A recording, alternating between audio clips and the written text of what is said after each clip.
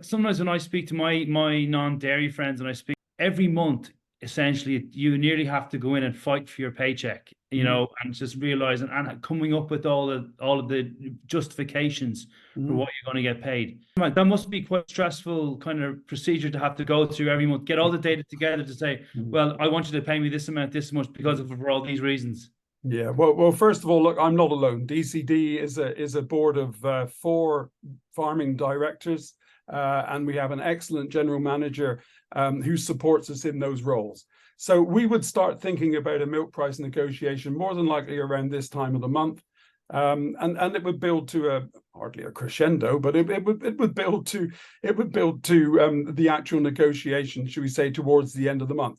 And with our milk buyer, we're currently, as in used to be said in the old days, we're voluntary code compliant. So we aim to give at least 30 days notice of a price adjustment, be it up or down. In terms of what we would do, and yes, it is a very stressful experience, as my colleagues on the board will no doubt attest to my mood when we get to that time of the month. But in terms of what we do, we first of all tend to look at basically what everyone else is paying. And we sometimes call that the competitive set. The information for that is widely available from either Stephen Bradley, if I'm allowed to mention names. Yeah. That's fine. And of course, AHDB now is an excellent source of most things, if not all things, dairy. So we would look at the competitive set and we would understand, perhaps have an idea where others are going to move. Yourself, you've looked at world markets this morning and things that would affect the world market.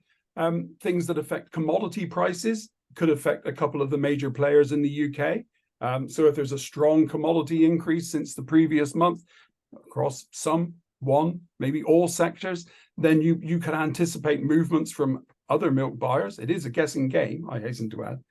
And then we would also look at commodities, as I've touched upon. What is the value per ton of mild cheddar? What's the value per ton for mature cheddar? Mozzarella, for example. And we would draw that information again from either the AHDB or the PTF, which is written by Chris Walkland. Yeah, Chris, so we subscribe to those organizations. It costs our members money, but we subscribe to those organizations to have the best information that's available when we begin those negotiations.